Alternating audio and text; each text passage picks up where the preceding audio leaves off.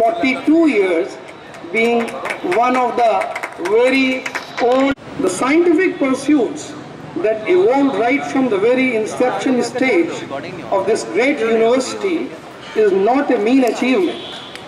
Way back in 1921, that is 1 year after inception, when the academic calendar of the university got framed, the Faculty of Science was born in 4 offsprings, namely botany, mathematics, physics and zoology. And they started their academic journey since then. Very soon afterwards, the Department of Chemistry was added in 1927, Geology Department in 1942, Biochemistry Department in 1955, followed by Department of Statistics, Computer Science, Environmental Science and Biotechnology, which were added to the bouquet of the Faculty of Science to make it a representative of all conventional subjects of the science stream. Lucknow, a city of passion, finesse, etiquettes, cuisines, literature, and casual attitude, is actually little known for its scientific heritage, which gets overwhelmed by the city's ethnic culture. It would be pertinent to mention that 2 major institutions inherited the Mughal and Nawabi buildings like CDRI, which was across in the Chhatar Manzil, and similarly ITRC, or now it's IITR, which was in the Lal Baradari. Having said so, Lucknow boasts to be one of the biggest cities of northern India to have at least 15 centrally funded scientific institutes, 8 state-funded organizations and institutions, besides 14 universities, several laboratories and departments. Lucknow has largely grown into a mega science city. While celebrating its centennial year, we feel privileged and honored to be a part of the University of Lucknow, which has remained the hub of all scientific developments across the state of Uttar Pradesh in general and across Lucknow city in particular. Institutions like KGMU, College of Architecture, Engineering College, Birbal Sahni Institute of Paleosciences Sciences, and many others had their inception from the University of Lucknow. So the University of Lucknow is actually mother to all these institutions. The strong connect between these institutions and the university are getting closer and closer day by day, which is an indication of scientific growth and maturity at academic goals and achievements. The participation of more than 30 organizations in our Science Festival 2020 is the beginning of a new era, showcasing the scientific temper of this great city and university. I foresee a great future of science through such events which inculcates a scientific temper across the vast population of the city of Lucknow. I am proud to say that in the 100 years of this university, for the first time, a science festival is being organized in this great institution of learning. I think all the participating institutions and organizations who have come forward to make our century-year celebrations a great success despite the shadow of Corona pandemic. We foresee a shared heritage of scientific pursuits in Lucknow achieving still greater heights through this Science Festival 2020. Thank you.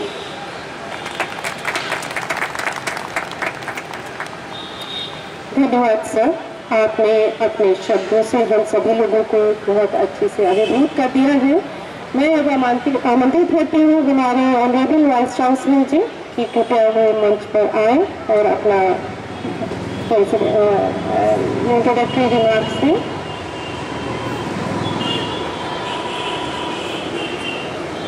Thank you, madam.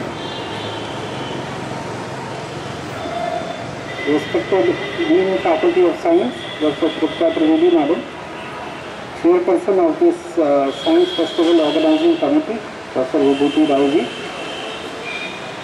Honorable Professor Shukla, who happens to be our colleague from Faculty of Education and a former Vice Chancellor of the Helkand University, head of Department of Statistics, Department of Biochemistry, Department of Geology, our esteemed guest, Professor Bhatt, my colleagues from the university.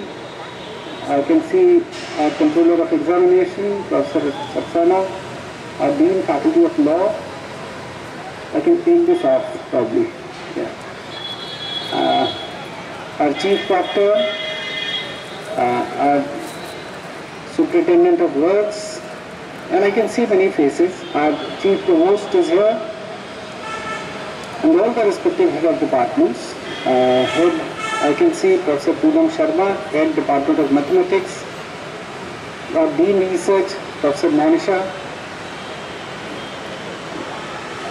Now, this is a science festival, and this has begun after 100 years.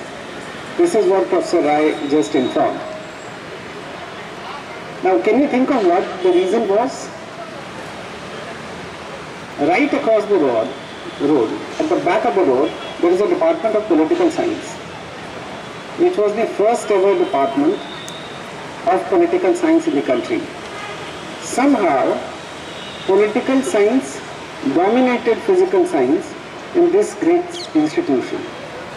And probably it is because of this that the strength of Faculty of Science could not outshine. And finally, this science saw the light of the day, and we are here celebrating Science Festival. Science Festival in a centenary year celebration. What a better opportunity could it have been? So I welcome all present in the Science Festival organized by University of Lucknow as part of its centenary celebration. I also understand that this is a festival, so in a festival people are not ready to listen to such a long academic deliberation.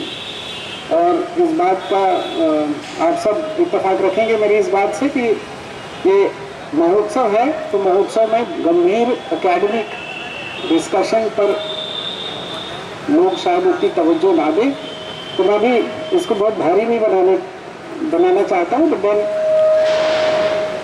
when Can someone fix the sound, please?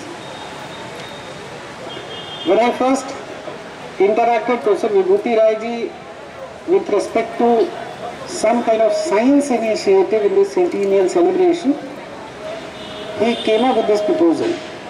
And this was a wonderful proposal, which was received well by all the people who were part of organizing this centennial celebration. And we instantly thought of giving it a show as grand as possible, given the resource constraint that we operate in. So, आज वो शुभ दिन है और मेरी ये भी आकांक्षा है कि अभी I was watching some of these stalls, ज़्यादातर स्टॉल थोड़ा स्टैटिक इन नेचर मुझे दिखते हैं, तो स्टैटिक को डायनामिक कैसे बनाएंगे, क्योंकि ये 5 दिन का फेस्टिवल है, हमको स्टूडेंट्स को इंगेज थोड़ा करना पड़ेगा और वो इंगेजमेंट के लिए उसका डायनामिज्म बहुत ज़रूरी है।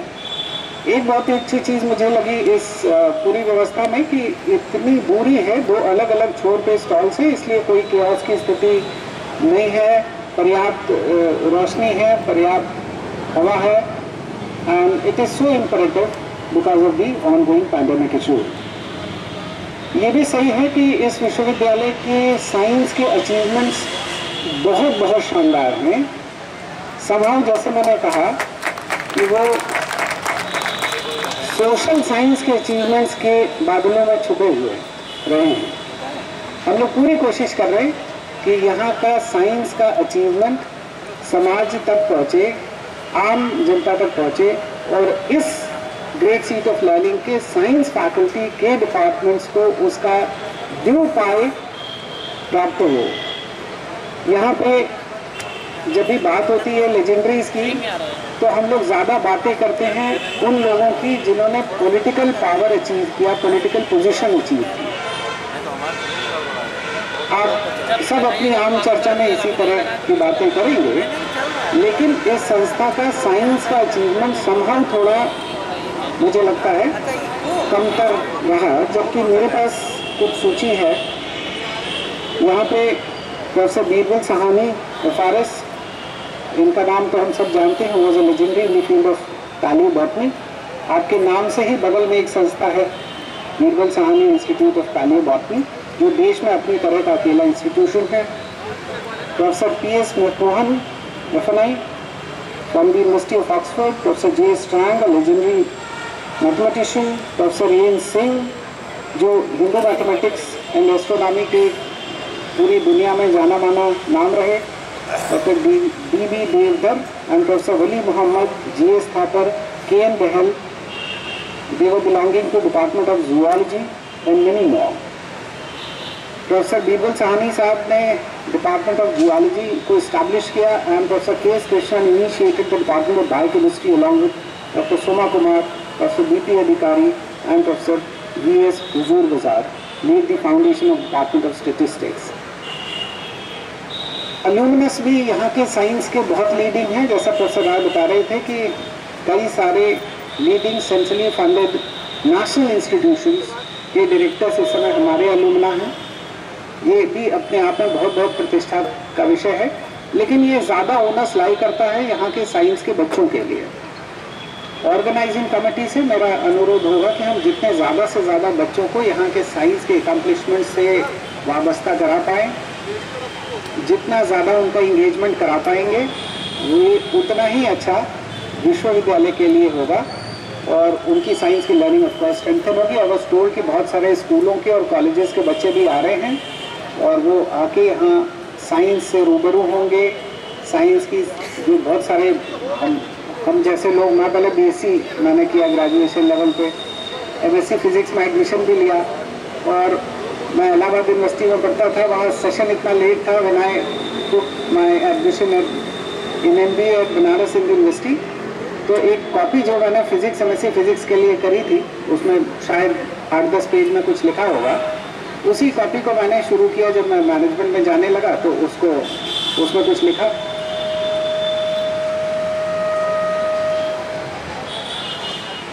तो जब मैं पीछे पलट के देखा, मुझे लगा मैनेजमेंट इस MSc फिजिक्स के सामने एकदम बच्चा है, कुछ है ही नहीं, कुछ भी नहीं। और फिजिक्स की थियरम्स और प्रिंसिपल्स, मतलब ये लगता था कि भगवान हम कहाँ फंसे थे।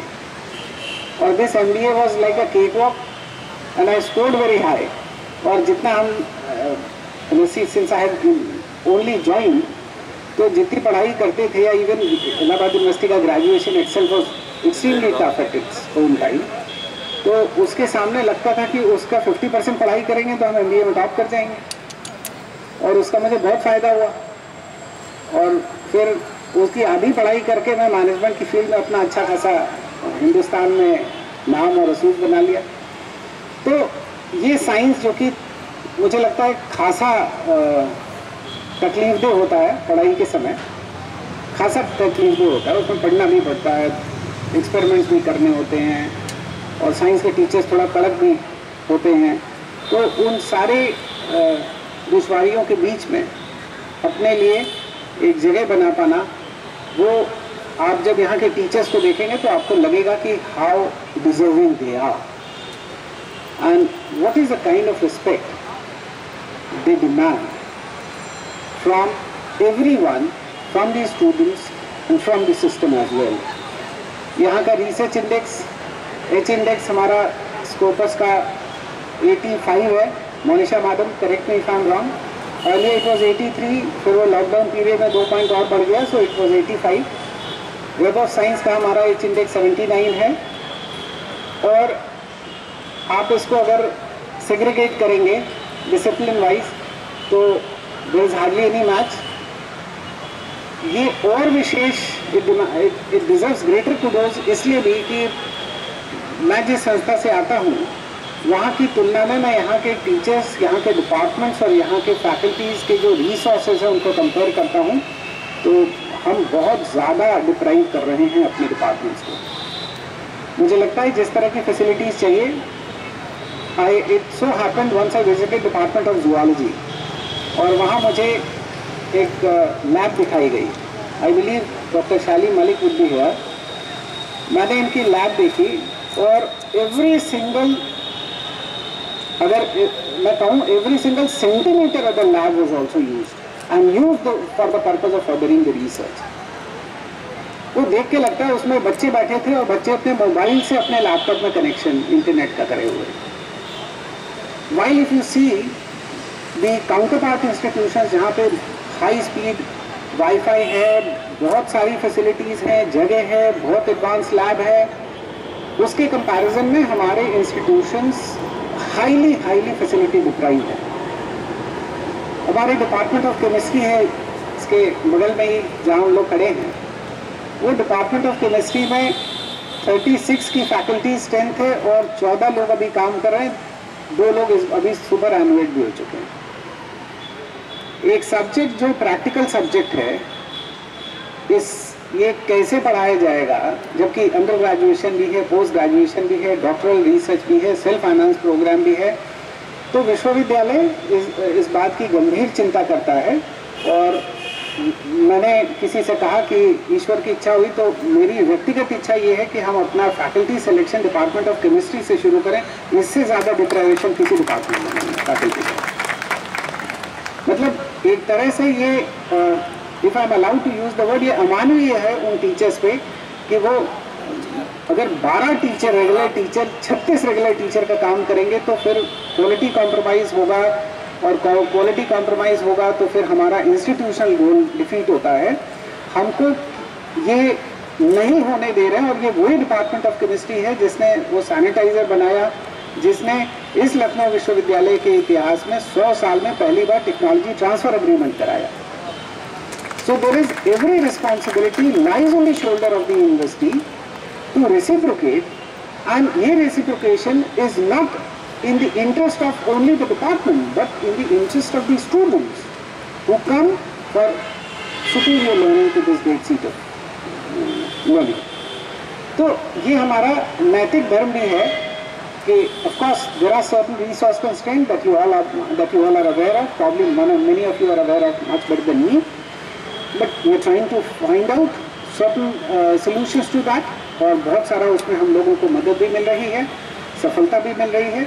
और मुझे लगता है कि आगे आने वाले 4-5 सालों के अंदर जब चीज़ें कंप्लीट मैच्योरिटी ले लेंगी तो शायद वो रिसोर्स कंस्ट्रेंट जिसके तहत हमारी रिसर्चेज उतनी प्रोग्रेस, मतलब इस मेरिट पे अगर संसाधन से मैप करा दें इसको तो हमारा रिसर्च आउटपुट कहाँ से कहाँ जाए, this can easily be thought of. और ये एकदम अनफेयर है on part of the merit and wisdom of our teachers not to match the resource and the output that they truly deserve and that they are capable of making it. तो मुझे लगता है कि एक sensitization, awareness creation, information propagation, इन सभी चीज़ों के लिए this science festival will go a long way. इसका प्रोफेसर विभूति राय साहब वैसे भी बहुत मेटिकुलस हैं अपने अप्रोच में और काम में, तो इसका कुछ डॉक्यूमेंटेशन ज़रूर कराएंगे. इसमें कुछ बच्चे जो पार्टिसिपेट कर रहे हैं, जो इंस्टीट्यूशंस पार्टिसिपेट कर रहे हैं, उनका pre coming learning and post visit learning का एक असेसमेंट हम लोग कर सकते हैं. डिपार्टमेंट्स का एक अपना रिस्पांस हम लोग देखेंगे कि कैसे कौन सा डिपार्टमेंट का काम कितना रिसीव्ड है, especially among these students. So I believe this was one thing which was extremely novel and that added enormous glory and the grandeur of our centennial celebration. So that way ये science festival जैसे sports आज सुबह हमारे यहाँ योग शुरू हुआ विश्वविद्यालय में, उसके बाद स्पोर्ट्स फेस्टिवल शुरू हुआ जिसमें पुराने स्टूडेंट्स भी आए और हमारे इनकम्बेंट इस समय के बच्चे भी थे. इन दोनों के बीच में एक मैच हुआ, बल्कि 2 मैचेस हुए मुझे लगता है. पहले बास्केटबॉल हुआ, फिर वॉलीबॉल हुआ. ऐसे ये लगातार चलता रहेगा. इसी तरह से ये डिपार्टमेंट ऑफ साइंस का programme has begun and I believe this will go a long way in the history of the faculty of science.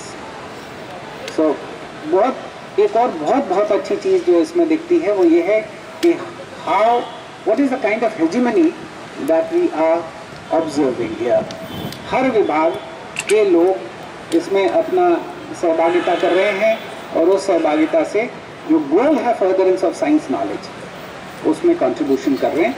So I wish all the luck and I declare this science festival open to you all. Thank you.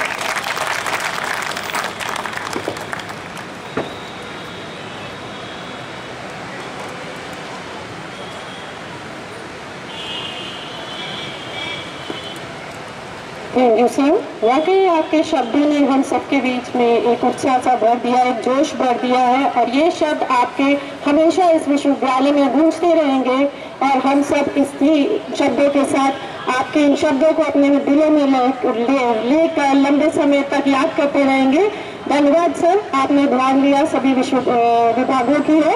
अब मैं आमंत्रित करती हूँ अपने keynote speaker Ravi Bhatt ji को, जो कि इस विश्वविद्यालय में गेस्ट फैकल्टी भी रहे हैं, वर्ल्ड फेमस हिस्टोरियन है.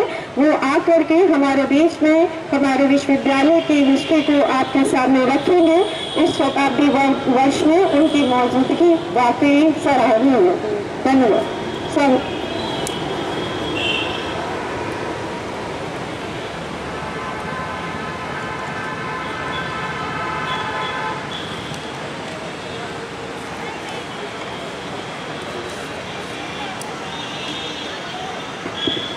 Hello everyone, respected Vice Chancellor, Dr. Vibhuti Rai and our dignitaries. I'll pick up the thread where VC has left. He said, this is a festival, so we should not talk something very heavy. I mean, we are in a festive mood. So I'll just talk on the history of Lucknow University, but believe me, I'll just go on the lighter side of this also, because history is not all about names and dates. Unfortunately, even when I was a student, I was also very much scared of the history, because the kind of history is taught in Indian institutes in the confine of classroom is very boring. So you have to make a bit interesting. History is nothing but like a story, like you see a movie. If you like movie, you remember each and every scene. The same is with history. History is told in an interesting fashion. You don't have to remember anything. Everything is like a scene passing by. So now, before I start, friends, let me tell you one thing. I'm going to ask you a question because I want this session a little to be interactive. I don't want only in a monologue. It should be a dialogue also. So there are 2-3 things which I'll ask, and if anyone can reply that, I'll be very happy. Right? Why this in Lucknow University campus, you see the address of any Bangalore, you find always Bashabad. Is that right? Is that right? No response. I'm a very bold speaker. Say yes or no. Good. Now tell me why Bashabad. You can think of it. Why it is said that Bashabad number 1, number 2, why this address is there. Number 2, the most important and decisive role played by Lucknow University, and if I'm not wrong, a bit violent kind of a role, in the first war of independence, which was the name was given by Veer Savarkar. It was like way back in 1857-58. And any romantic history involved with the Lucknow University. Very romantic, not only romantic, very romantic. Anyone like to answer it right now? Okay, fine. So I'll first of all, see, I'm going to give you a few dates. You remember those dates. Maybe it will be easy for you to connect it. Okay? 1864, 1866, right? Then 1929, 1923, 1938, 1705, 1834. I'm trying to simply impress you by these dates. Nothing, I'll explain about it. but this is just to tell you that. But before I start, let me tell you, the Lucknow University started, as you know, the way back in 1864. Sorry, I guess 1864 he started. When here, after the death of Lord Canning, way back in, say, at London, the Talkadar Sabawat, they planned it that we must have an education institute in his memory. So all of them they, and this was the basic idea of Raja Mahmudabad. So what happens, that time, hello, एक आपको शेर सुना देता हूँ, उससे पहले आप लोग का टेंशन थोड़ा उधर चला गया था। एक लखनऊ के ऊपर शेर है जो लखनऊ यूनिवर्सिटी यहाँ बनी हुई है कि यूँ तो हर शहर का अपना एक मिजाज है। लखनऊ का शेर आप लोग देखने वाले हैं, यूँ तो हर शहर का अपना एक मिजाज है और अंदाज हम लखनऊ वालों का कुछ खास है। यूँ तो हर शहर का अपना मिजाज है पर अंदाज हम लखनऊ वालों का कुछ खास है। और चले जाए हम जहाँ में कहीं, चले जाए जहां में हम कहीं, एक लखनऊ रहता हमेशा हमारे साथ है। यही लखनऊ के स्टूडेंट्स का भी है, दुनिया में कहीं भी चले जाए उनका वही रहेगा काम। तो मैं जल्दी से आपको 2 मिनट के अंदर थोड़ा सा लखनऊ का स्ट्रक्चर हिस्ट्री का बता दूंगा, then I get back to more interesting part of it. तो राजा महमूदाबाद और मीटिंग उनका उससे लेफ्टिनेंट गवर्नर यहाँ हुआ करते sir Harcourt Buttler. So he was his friend. They had a meeting at the government house, which is known as Rajbhavan now. And the original name of his party is Hayat Baksh Koti, or called the Koti Hayat Baksh. वहाँ पर इनकी meeting होती है, and it was decided that we'll have a, educational institute and a university.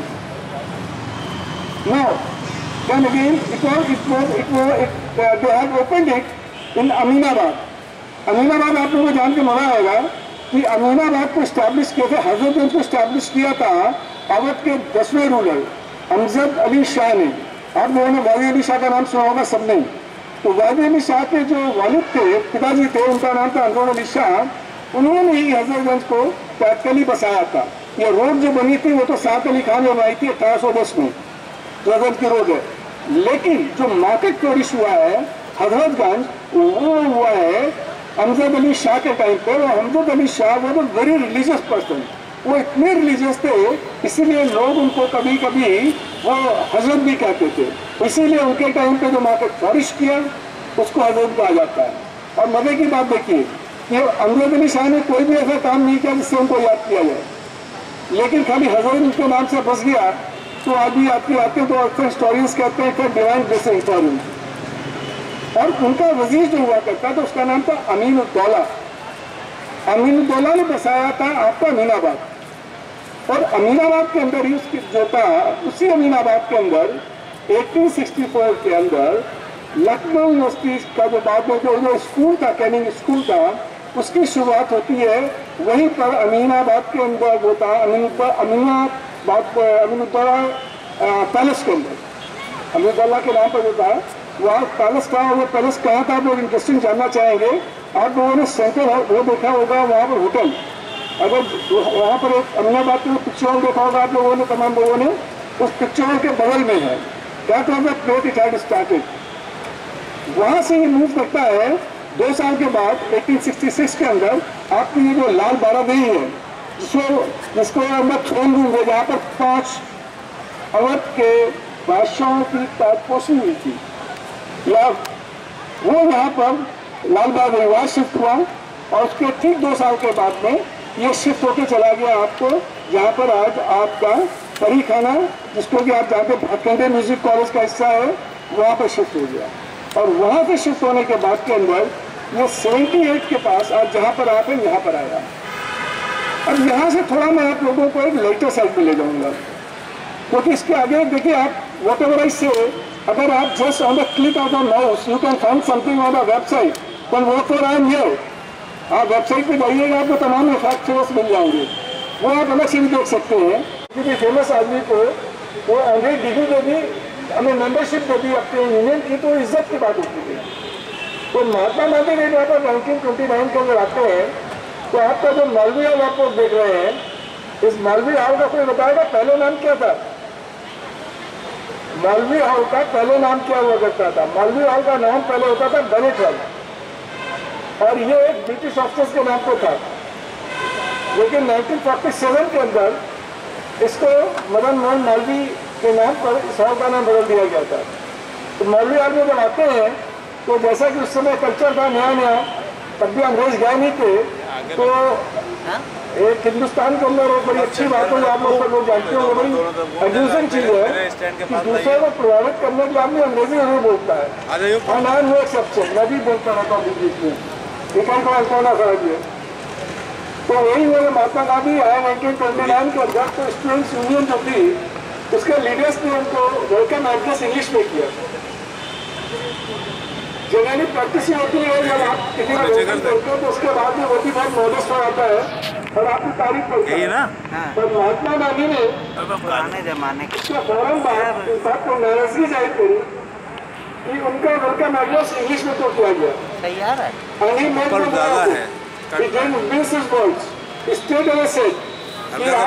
Hindi या हिंदुस्तानी के अंदर हमारा welcome करना चाहिए था, विदेशी भाषा का नहीं करना चाहिए था।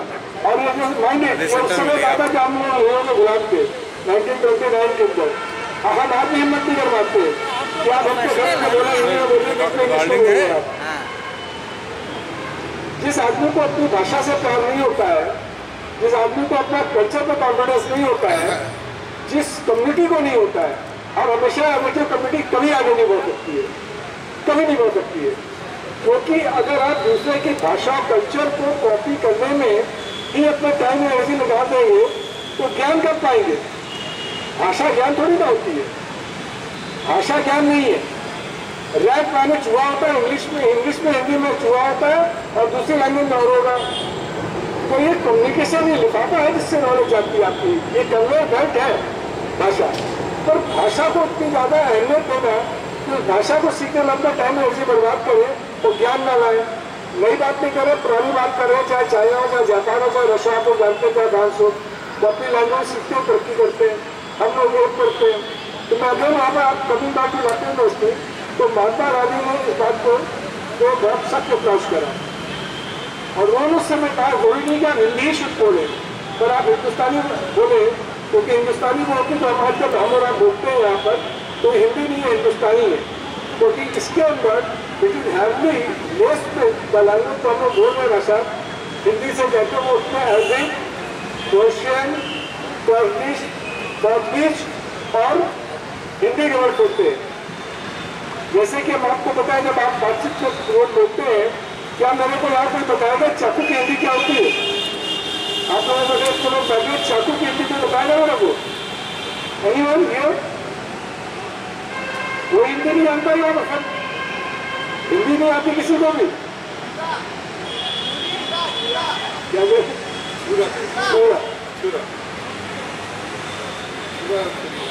आपको लग रहा है ये ठीक वर्ड है?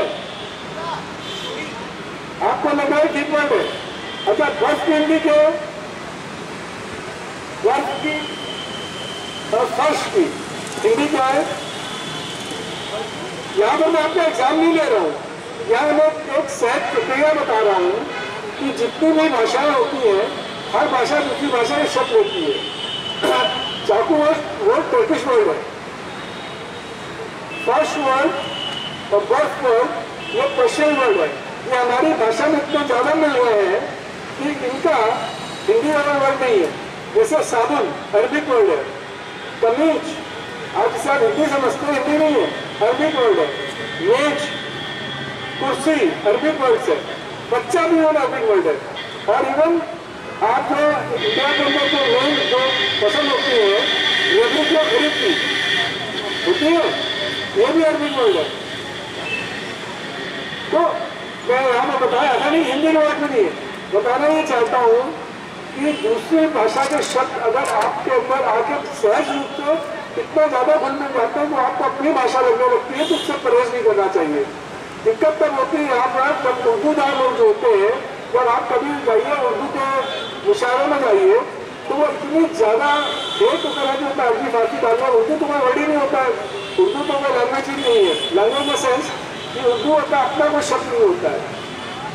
उर्दू लैंग्वेज के अंदर जितने वर्ड है, उर्दू की ग्रामर जो होती है वो हिंदी की होती है, और उसमें जितने भी वर्ड होते हैं तो अरबिक होते हैं, पर्शियन होते हैं, टर्किश होते हैं, हिंदी के होते हैं, पर इन सबको मिला के उर्दू बन गई। तो अगर आपको जनरल लैंग्वेज कहा जाता है उर्दू का वर्ड है, तो जब उर्दू की आप शायरी करते हैं, उर्दू में तकलीफ की जाती है, तो उसको थोड़ा ज़्यादा उसके अंदर अपनी फारसी शब्द डाल देते हैं कि अच्छे खासे लोग भी समझ पाते हैं। इसी वजह से हिंदी की जब हम बात करते हैं, जब हिंदी की बात करने लगते हैं यहाँ पर बैठ के, तो हिंदी के अंदर इतने ज़्यादा शब्द डाल देंगे तो हिंदी में बहुत दुश्वार हो जाती है। इसीलिए ये टर्म यूज़ किया गया हिंदुस्तानी, जिसके अंदर आम बोलचाल के अंदर यूज होने वाले उर्दू के वर्ड, आम बोलचाल में यूज होने वाले हिंदी के वर्ड जब यूज होते हैं, यानी जो हम लोग आजकल बोलते हैं, हम लोग आपस में बात करते रहते हैं, तो ये भाषा ही हिंदुस्तानी भाषा है। और ये जो रिलेवेंट भाषा है वो यही है। नाउ अगेन, अब तो गांधी ने उस समय कहा था कि आप हिंदुस्तानी में बोलिए या फिर हिंदी में बोलिए। इसी जगह आप आइए, आप यहाँ पर 1923 वो यहाँ बताएगा कि टैगोर लाइब्रेरी का नाम टैगोर लाइब्रेरी कैसे पड़ गया। टैगोर लाइब्रेरी जो है, टैगोर लाइब्रेरी का पहली बात तो उसका आर्किटेक्ट जो था वो एन ऑस्ट्रेलियन, उसका नाम था वॉल्टर बर्नर्ड ग्रिफिन। उसको यहाँ जब हायर किया गया था तो उससे कहा गया था दो प्रोग्राम भेजिएगा, एक इंडियन स्टाइल में और एक आप जो है यूरोपियन स्टाइल में लाइब्रेरी बने। तो उसने दो नहीं भेजे, उसने केवल एक ही प्रपोजल भेजा, और वो यहाँ इतना पसंद किया गया कि उसको बुलाया गया फिर यहाँ पर। जब वो यहाँ पर आता है तो उसको लखनऊ इतना ज़्यादा पसंद आ रहा था कि अपनी वाइफ को लिखता है that I am more comfortable in India than I was what I was comfortable in that Australia. ये लाइब्रेरी बनती है जब, उसके बाद में यहाँ पर उस समय इंग्लिश के हेड ऑफ डिपार्टमेंट 1923 की बात कर रहा हूँ मैं, उस समय यहाँ पर जो इंग्लिश के हेड ऑफ डिपार्टमेंट थे, इस समय मैं नाम भूल रहा हूँ उनका, तो he was very friendly to Tagore. तो टैगोर को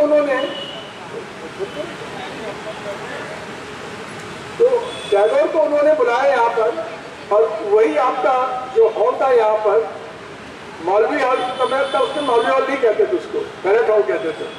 बैरेट हॉल के अंदर उनका एक प्रे हुआ इलाज किया गया था टैगोर का, एज वेल एज उन्होंने यहाँ पर एडजस्ट नहीं किया था रविन्द्रनाथ टैगोर ने, और उनका एसोसिएशन यूनिवर्सिटी से ऐसा हो गया कि इस वजह से टैगोर लाइब्रेरी का नाम टैगोर लाइब्रेरी पड़ा।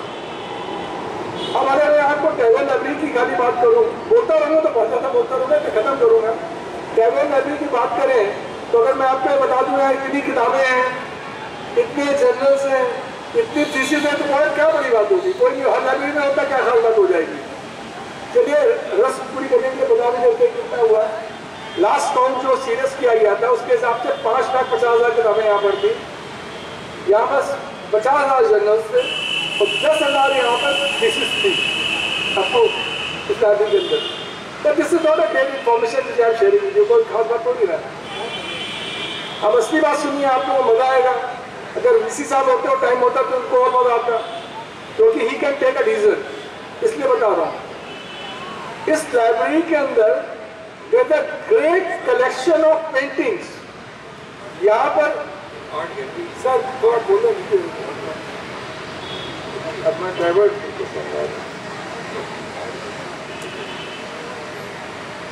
तो ये लाइब्रेरी जो है इसके अंदर कलेक्शन ऑफ आर्ट वर्क है, और आप लोगों ने नाम क्या पता नहीं सुना होगा कि नहीं सुना होगा।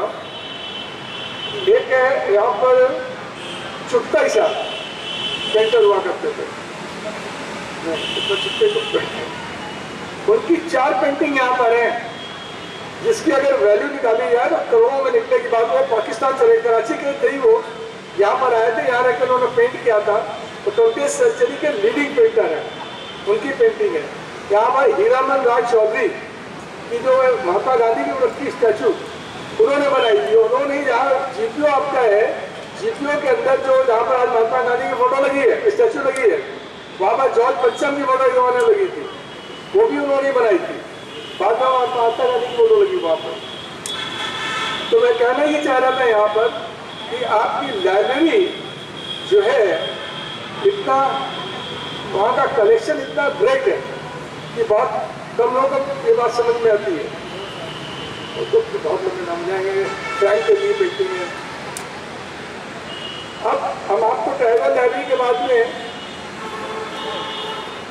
आप लोगों का एक शेर सुना दूँ अगर इजाजत हो तो, क्योंकि थोड़ा सा जो लोग सो रहे हैं शायद जग जाए, क्योंकि मेरे को भी नींद आती है लगने बोलते बोलते। सब सुन रहे हैं साहब, लोग एंजॉय कर रहे हैं। इतना अटेंटिव तो कोई स्टूडेंट नहीं रहता क्लास में, और जितने टीचर्स हैं। एक शेर सुनिए। देखिए, लखनऊ एक ऐसा शहर है और उसके अंदर आपका लखनऊ यूनिवर्सिटी है। लखनऊ एक शहर नहीं है, लखनऊ एक इंस्टीट्यूशन है। तो एक लखनऊ के ऊपर एक शेर होता है, जहाँ दिमाग काम नहीं करता वो दिल करता है। जिसने देखा एक बार लखनऊ, जिसने देखा एक बार लखनऊ, वो बस यही का होकर रह जाता है। और रूह में आप ऐसा लखनऊ फिर दिल से कहाँ निकाला जाता है। जिसने देखा एक बार लखनऊ, वो बस यहीं का होकर रह जाता है। और रूह में आप ऐसा लखनऊ फिर कहाँ दिल से निकाला जाता है। और एक दूसरा शेर है लखनऊ के ऊपर ही है। जब कभी किसी अजनबी शहर में कोई बेअदब बेमुरव्वत आगे निकलने को अखलाता है, जब कभी किसी अजनबी शहर कोई बेअदब बेमुरव्वत बेवजह आगे निकलने को अखलाता है, यकीन करो दोस्तों, हमको अपने लखनऊ का पहले आप बहुत याद आता है। पहले आप बहुत याद आता है। तो विद दिस, और इस शेरों के साथ, तीनों शेर के साथ मैं अपनी बात खत्म करूंगा और उम्मीद है फिर कभी मुलाकात होगी।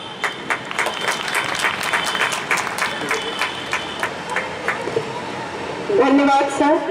वाकई आपने हमें लखनऊ विश्वविद्यालय के उन श्री रवि भट्ट, एमिनेंट हिस्टोरियन, जिन्होंने बहुत सारी शेर व शायरी के दौरान की बातें बताई और कुछ ऐसी नायाब चीजें बताई। इन्होंने नायाब वर्ड के बारे में भी बताया, नवाब कुओं के बारे में भी बताया, बादशाह बाग की भी हिस्ट्री बताई। और कुछ चीजें तो बड़ी एक दिल खुश हो गया कि उन्होंने कहा कि लखनऊ यूनिवर्सिटी के जो पहले वाइस चांसलर थे वो भी बनारस हिंदू विश्वविद्यालय से थे, और जो 100th ईयर में वाइस चांसलर है प्रोफेसर आलोक कुमार राय, वो भी बनारस हिंदू यूनिवर्सिटी के थे। तो इन्होंने तो हिस्ट्री की, इतिहास की ऐसी गंगा बहाई कि मैं तो उनके बगल में बैठा था कि अनुग्रहित हो गया। और मुझे लगता है बहुत सारी ऑडियंस जो सुबह के फंक्शन में थी, क्योंकि इनका लेक्चर 2 पार्ट्स में था, तो उनको बहुत सी ऐसी चीजें पता चली कि वो जो बादशाह बाग कैसे नाम पड़ा और कहाँ का एरिया था, और कैनिंग स्कूल कहाँ से शुरू हुआ, और अमीनाबाद नाम क्यों पड़ा, और कैनिंग कॉलेज क्यों पड़ा, और महात्मा गांधी की जो विजिट हुई, और बेनेट हॉल इसका नाम था, मालवीय ऑडिटोरियम का, और टैगोर लाइब्रेरी, और कैसी कैसी नायाब पेंटिंग्स। तो ये एक अभिभूत करने वाला था। और मैं लगता हूँ कि इनसे बढ़िया कोई कीनोट स्पीकर इस ओकेजन पे हो नहीं सकता था जो है। और इन्होंने कहा फिर कभी मिलेंगे। मैं प्रोफेसर विभूति राय से कहूंगा इनको बार बार बुलाए जो है। ये तो हमारे बारे में, हमारे यूनिवर्सिटी के बारे में जिसे कहते हैं कि एक सोने की खान है, इनका जो खजाना है इनका जो है, और मेरे पास शब्द नहीं मिल रहे इनकी तारीफ करने के लिए जो है। So I, on behalf of the organizing committee, Science Festival, extend a heartfelt vote of thanks to all the speakers for sharing us your finding, experiences and opinions today. And Ravi Bhatt साहब के बारे में मैं बहुत कुछ कह चुका हूँ। वाइस चांसलर साहब तो हमारे चीफ पैट्रन है और उन्हीं की छत्र छाया में ये चीज हो रही है। और विभूति राय साहब ने अपने उद्बोधन संभाषण में कहा था कि 100वें साल की हिस्ट्री में ये साइंस फेस्टिवल पहली बार ऑर्गेनाइज किया गया है। तो आर्ट्स फैकल्टी के क्वाड्रेंगल में साइंस की गंगा बह रही है। ये भी हमारी गंगा जमुनी सहजीव का एक बहुत जीता जागता उदाहरण है। आई thank with the bottom of my heart the directors, teachers and students from various research institutions, university including Lucknow University, colleges and school across the city for joining us today. I have a special mention of praise for Sri Kumar Keshav, who was supposed to come here but couldn't come because of professional preoccupations and hazards. Metro ऊपर जा रही है और metro stations पे Lucknow university के सभी, लखनऊ शहर के सारे मेट्रो स्टेशंस पे साइंस फेस्टिवल की वाइड पब्लिसिटी हुई है। इसके लिए मैं उनका भी बहुत तहे दिल से शुक्रगुजार हूँ।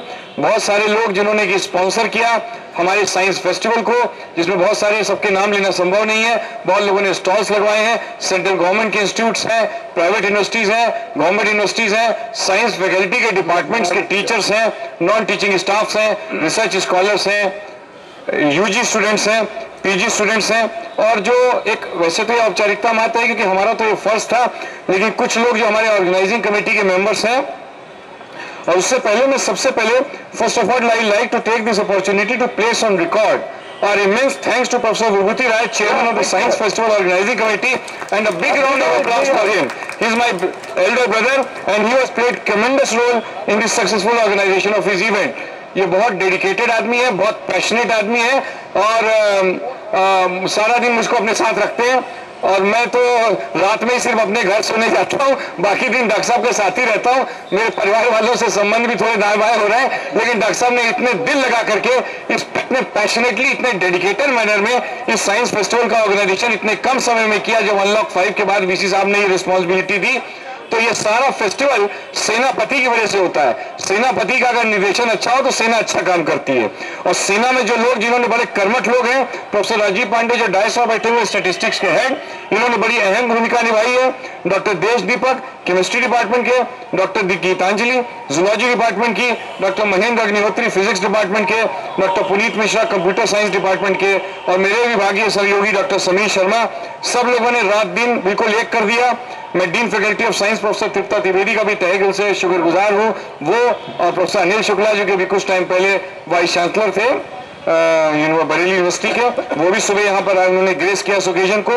और जितने भी नॉन टीचिंग स्टाफ हैं, रिसर्च स्कॉलर्स हैं, वॉलंटियर्स हैं, टीचर्स हैं, स्टूडेंट्स हैं, यूजी पीजी स्टूडेंट्स हैं, क्योंकि वॉलंटियर्स किसी भी प्रोग्राम के सक्सेस की बैकबोन होती हैं।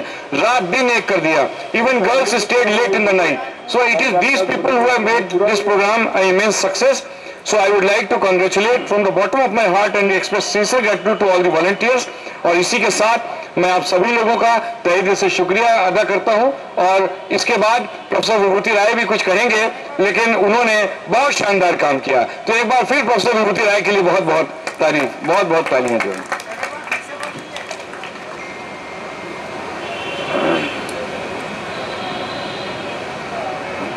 मेरे बहुत अजीम दोस्त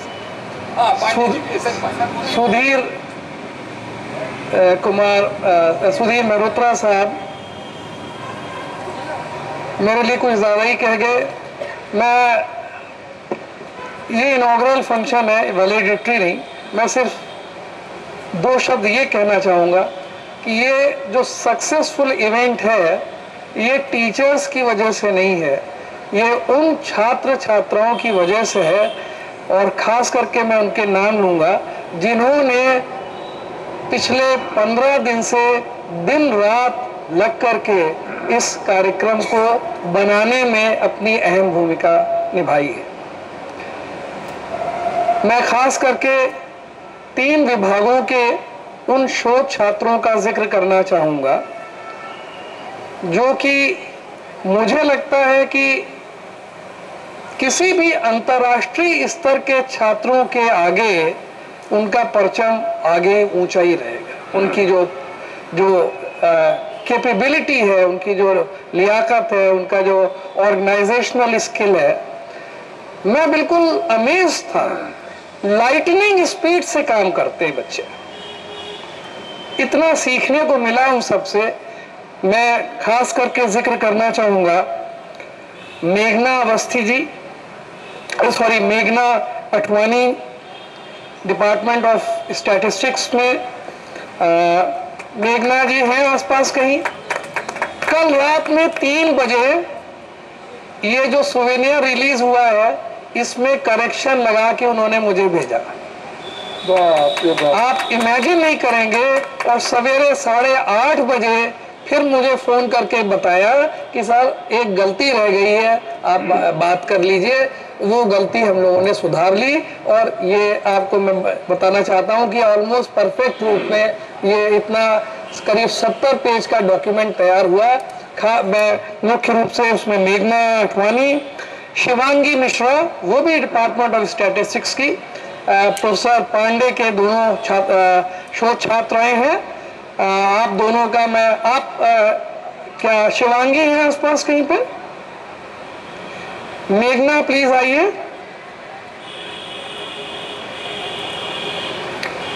वनेशा रंजन आप हैं कहीं आसपास? वनेशा प्लीज। ये हमारे जियोलॉजी डिपार्टमेंट की एमएससी की छात्रा है, अभी इन्होंने अपना डिग्री हासिल की है। आइए स्टेज पे आइए। Shivangi please. Rajat Raj, statistics department के Rajat. Okay. Mayank Bhardwaj, Mayank Bhardwaj, geology department के अभिषेक कुमार, शशांक कीर्ति,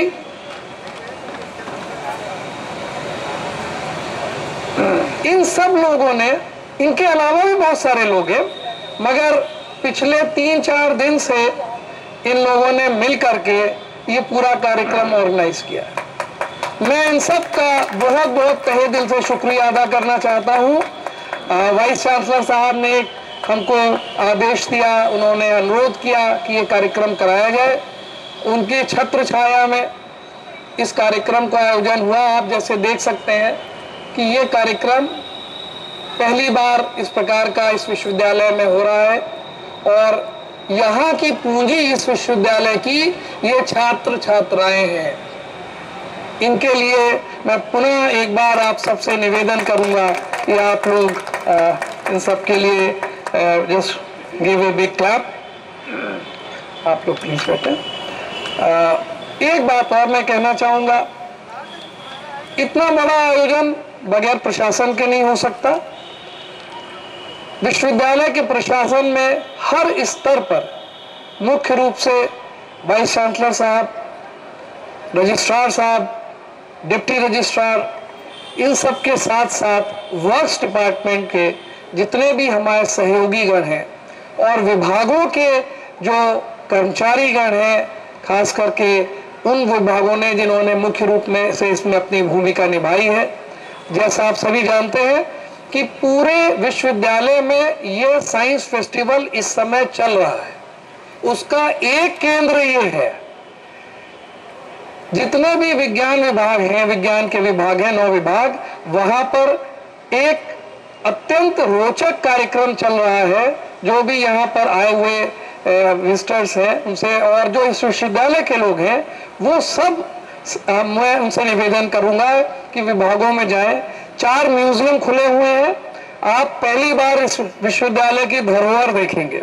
जियोलॉजी डिपार्टमेंट में, जूलॉजी डिपार्टमेंट में, एंथ्रोपोलॉजी डिपार्टमेंट में और एशियंट इंडियन हिस्ट्री डिपार्टमेंट में आप जरूर विजिट करें। आपको लगेगा कि इस विश्वविद्यालय में कितनी छुपी हुई चीजें हैं जो आज तक आपने नहीं देखी। इसके अलावा विभागों में लेक्चर सीरीज आयोजित की गई है। अभी लंच ब्रेक के बाद यहाँ पर 2 लेक्चर्स होने वाले हैं और मुझे इस बात का बड़ा गर्व है कि हमारे कुछ सहयोगी इस विश्वविद्यालय के वो दुनिया में बहुत नामचीन हस्ती के रूप में जाने जाते हैं, परंतु कुछ दुर्भाग्य रहता है विद्यालयों और विश्वविद्यालयों का कि वो अपने यहाँ के लोगों को कभी मौका नहीं देते। मैंने कुछ हट करके अब की बार सोचा कि जब हम लोग बाहर के विश्वविद्यालयों में जाते हैं, संस्थानों में जाते हैं, आमंत्रित किए जाते हैं और वहाँ सारी दुनिया में उनका नाम है, अपने विश्वविद्यालय में भी उनको शोकेस करना होगा कि वो किस प्रतिभा के धनी हैं और वो सब यहाँ पर आने वाले दिन, आज और आने वाले दिनों में कोई ना कोई कम से कम 1 या 2 लेक्चर्स हमारे विश्वविद्यालय के प्रोफेसरों के होंगे। इसी के साथ केमिस्ट्री में 4 छात्राएं हैं, वो अपने लेक्चर्स प्रेजेंट करेंगे। जूलॉजी विभाग में ऑनलाइन लेक्चर्स ऑलरेडी परसों से शुरू हो गए हैं, वो भी इसी कार्यक्रम का हिस्सा मैं मानता हूँ, क्योंकि ये विज्ञान का जो मेला लगा हुआ है आज इस प्रांगण में, यह इस शहर की दीवारों के बाहर पूरी दुनिया में इंफॉर्मेशन टेक्नोलॉजी के माध्यम से सब तक पहुंचे, उसके आपको बहुत जल्दी ही उसके कनेक्टिविटी दे दी जाएगी। ये लाइव स्ट्रीमिंग हो रही है, जो भी यहाँ पे कार्यक्रम हो रहा है, जो भी इसमें लोग देखना चाहें वो लिंक को क्लिक करके YouTube पे लाइव चैनल देख सकते हैं। मैं जो सभी आप जो आगंतुक लोग आए, हमारे जितने सभी करीब विश्वविद्यालय के छात्र छात्राएं और खास करके हमारे सहयोगी गण जितने टीचर्स हैं, मैं उनका धन्यवाद देना चाहूँगा कि उनके आने से ही यहाँ की फिजा में खुशबू फैली है। और मैं इसी के साथ जो भी कमियां रह गई हैं उसके लिए खुद को जिम्मेदार मानता हूँ और उम्मीद करता हूँ कि कभी भविष्य में मौका मिलेगा तो इन कमियों को हम दूर कर पाएंगे। जो अच्छाइयाँ हैं वो हमारे इन रिसर्च स्कॉलर्स की टीम की वजह से है और जो कमियां हैं वो मेरी वजह से है। धन्यवाद।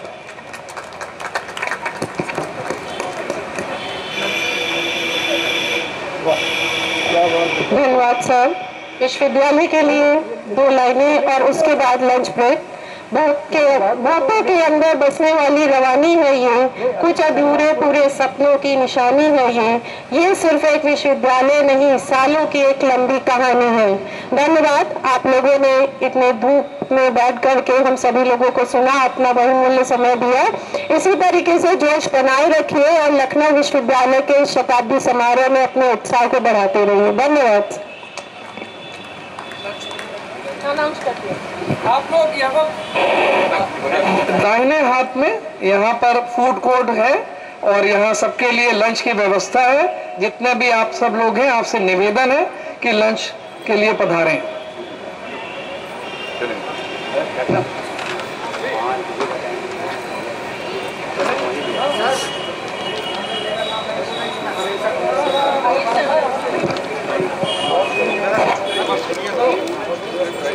कभी बनवाते हैं लेकिन आप नहीं क्या भाई, आप बताइए क्या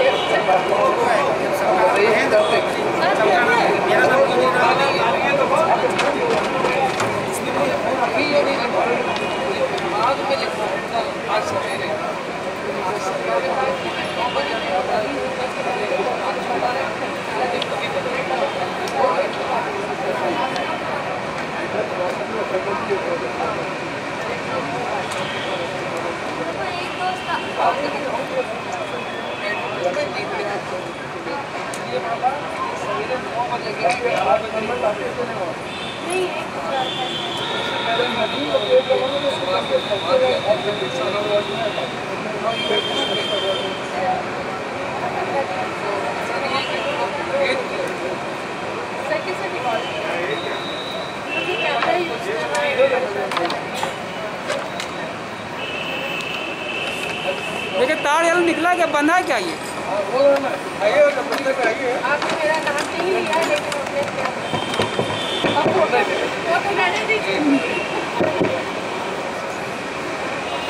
मैं अंत में इस कार्यक्रम की संचालिका और मेरी परम मित्र डॉक्टर ऐश्वर्या अवस्थी जी का धन्यवाद देना चाहूँगा। मैं उनको मंच संचालक के रूप में नहीं, परंतु एक मित्र के रूप में मैंने उनसे निवेदन किया था। उनकी जो एक सुनहरी आवाज़ है, द गोल्डन वॉइस, उसने हम सबको बहुत प्रेरित किया और ये बहुत हमारे लिए हर्ष की बात है। कम समय में उन्होंने एक बेहतरीन संचालन करके इस कार्यक्रम को सफल बनाया। मैं आपका तहे दिल से शुक्रिया अदा करना चाहता हूँ मैडम ऐश्वर्या कि आप ने इस कार्यक्रम को वाकई में 4 चांद लगा दिए। बहुत बहुत धन्यवाद।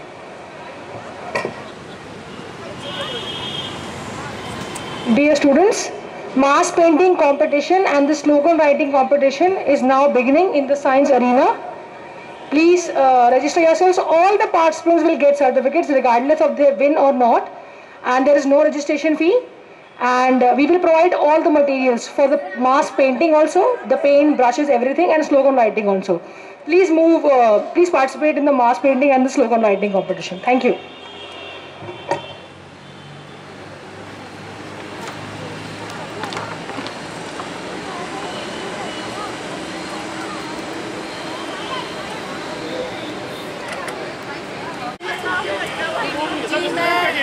नाम बताओ ना पूरा। जी मैं डॉक्टर स्वाति त्रिपाठी बीरबलसानी पुराविज्ञान संस्थान में वैज्ञानिक हूँ और जो बताने जा रही हूँ आपको पूरा जलवायु एवं पूरा वनस्पति के बारे में हम पता लगाते हैं। जैसे आज से लगभग 10,000 या उससे ज़्यादा 20,000 साल पुराना पूरा जलवायु कैसा रहा होगा और कैसे मानवता और जलवायु के बीच में क्या संबंध रहा है, उसी की हम खोज करते हैं। और जिसमें हम जैसे कि परागाणविक या पराग की गणना करते हैं। पराग यानी कि पॉलन ग्रेन्स के ऊपर हमारी रिसर्च है और हम इसमें जो अवसादी परिच्छेदिकाएँ होती है यानी सेडिमेंट्री कोर्स, उनको लाते हैं लेक से और उनको लाने के बाद हम उसमें परागाणविक विश्लेषण करते हैं और उससे हम पता लगाते हैं कि किस तरह के परागकण हमें मिल रहे हैं, क्योंकि परागकण जो हमें मिलते हैं उसी से हम उसकी वनस्पति, उस समय की वनस्पति हमें पता चलती है और वनस्पति और जलवायु आपस में ओतप्रोत है, तो इससे हम उस जगह की जलवायु का पता लगाते हैं। जैसे कि मैं इस समय उत्तर पूर्वी भारत में ब्रह्मपुत्र वैली पे काम कर रही हूँ। ब्रह्मपुत्र वैली में मजूली आइलैंड है जो कि विश्व का सबसे बड़ा जो है रिवराइन आइलैंड है। इससे बड़ा रिवराइन आइलैंड है ही नहीं, जिसको Majuli island Guinness book of world record में भी है। तो वहाँ पे वहाँ की जलवायु कैसी रही होगी आज से 10,000 साल पुरानी, उस पर हमारा शोध कार्य चल रहा है। और ये जो मेरा परियोजना है ये मुझे वुमेन एक्सीलेंस अवार्ड SERB से मिला है, जिस पे शोध कार्य चालू है। तो इसमें जो है हम परागकण और गैर परागकण के द्वारा और इवन कवक कीटाणु यानी कि फंगल रिमेन्स के द्वारा किस तरह से हम उस जगह की जलवायु का पता लगा सकते हैं और इस जो हमें पूरा जलवायु और पूरा वनस्पति का इससे जो पता चलता है उससे हम कैसे फ्यूचर की जलवायु का आकलन कर सकते हैं, वो सब हम इसमें बताते हैं। नमस्कार। इसके अलावा हमने जो है याक का जो डंग सैंपल्स हैं उनको भी हिमालय से लिया है और हिमालय से एकत्रित करके जो याक के डंग सैंपल्स हैं उनमें हमने परागाणविक एवं गैर परागाणविक विश्लेषण करके ये पता लगाया है कि कैसे याक से संबंधित जो हर्बीवोर्स थे यानी वुली राइनोसेरॉस और वुली मैमूथ, वो सब 10,000 साल पहले विलुप्त हो गए थे, क्योंकि जो क्लाइमेटिक कंडीशंस है वो बदली थी, जिसकी वजह से ये लोग जो है प्लास्टोसिन होलोसिन बाउंड्री में यानी आज से 10,000 साल पहले जो है ये विलुप्त हो गए थे। तो लेकिन याक बचा रहा। याक क्यों बचा रहा, इस पर हमने शोध करके पता लगाया कि क्योंकि याक का जो खाने का प्रक्रिया है वो थोड़ी सी अलग होती है।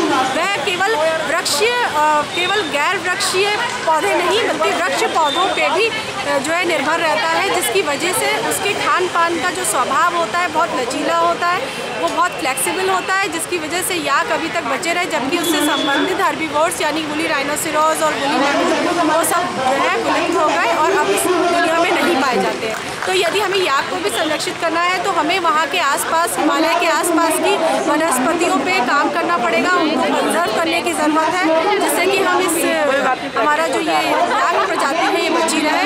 और याक से संबंधित बिसौन एक प्रजाति होती है जो कि हमें यूरोप और अमेरिका में देखने को मिलती है। तो यही दो प्रजातियाँ अभी हमें संरक्षित करने की ज़रूरत है। धन्यवाद। ठीक है।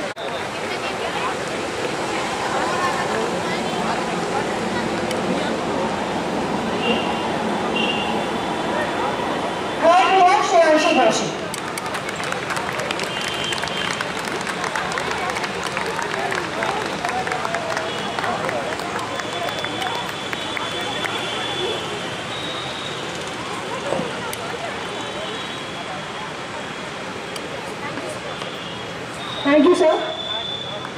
We now have painting competition of our seniors. I would like to invite Dr. Manoj Kumar from Department of Mathematics, Lucknow Christian Degree College to do the honors. Sir, please. First prize is Anupama Yadav.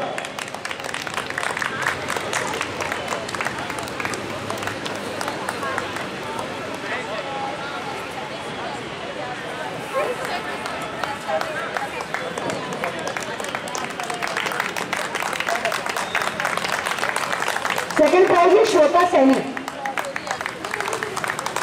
Do we have Shweta Saini with us?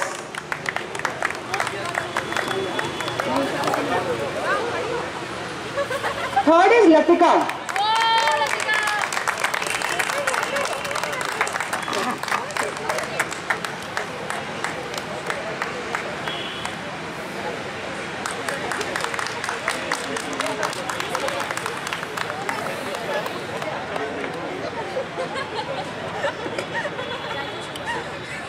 Thank you so much, sir.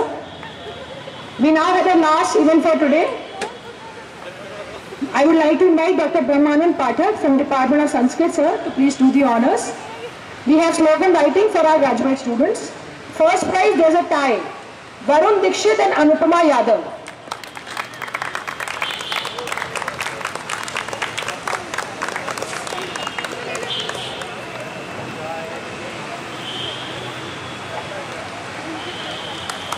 Second prize is Anmol Mishra.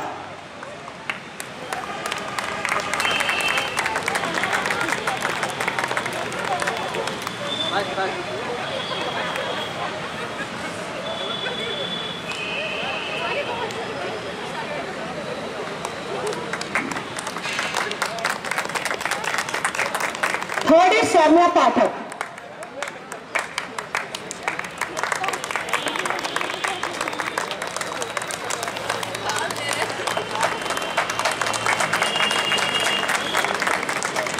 Thank you so much all of you for giving us so much of your time, especially the judges. Please एक बार फिर से judge के लिए.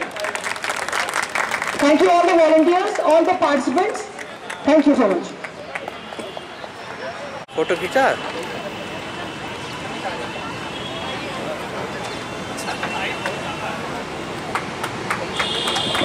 Hello. We have Shweta Saini with us. Second prize for the painting competition.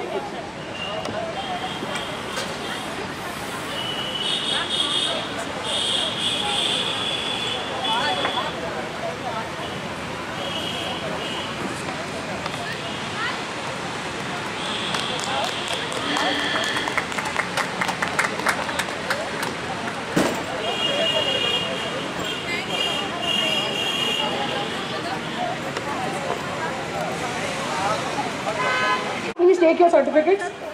Dwarka Nath Pandey, Vaibhav Vaish, Khushbu Chaturvedi, Shiv Maurya, Asha Jaiswal, Isha Singh.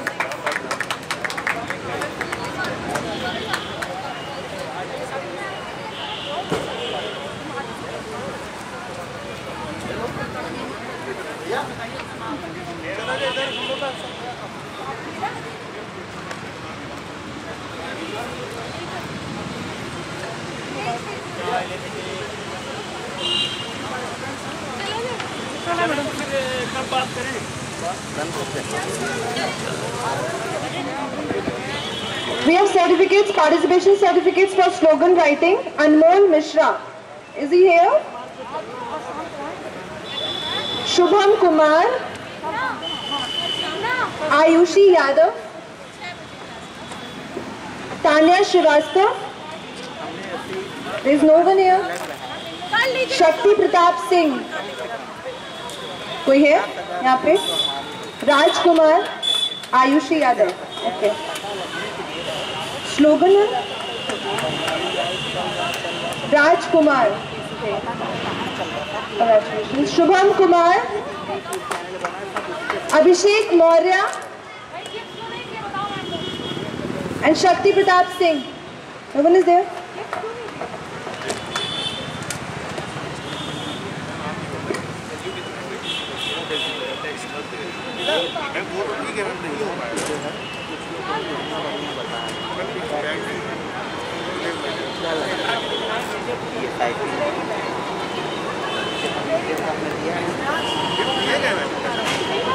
और तो अगर उसमें पैसा रहता है 25,000 रुपये लेके जाना है।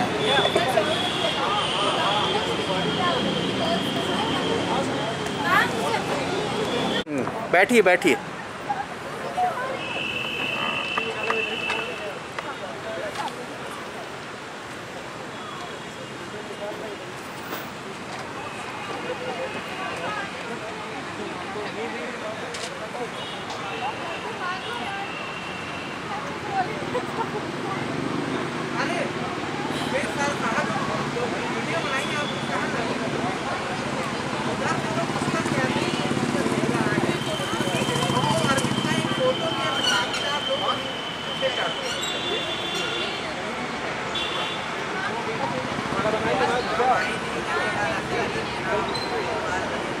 फोटो एक तगड़ा लो ना, हम ये कहना रिकॉर्डिंग चल रही है,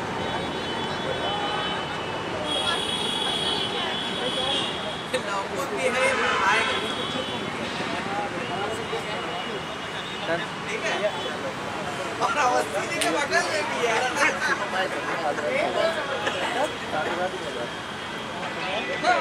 ये फोटो व्हाट्सएप पे डालो सबको, सब लोग व्हाट्सएप पर डालो ये फोटो।